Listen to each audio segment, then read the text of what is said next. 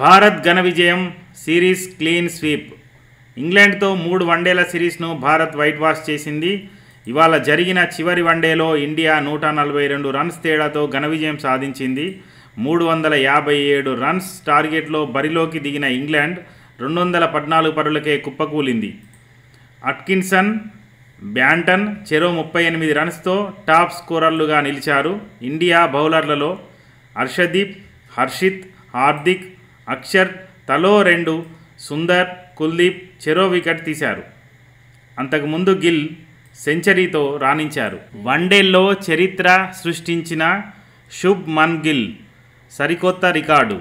భారత బ్యాటర్ శుభ్మన్ గిల్ సరికొత్త రికార్డు నెలకొల్పారు.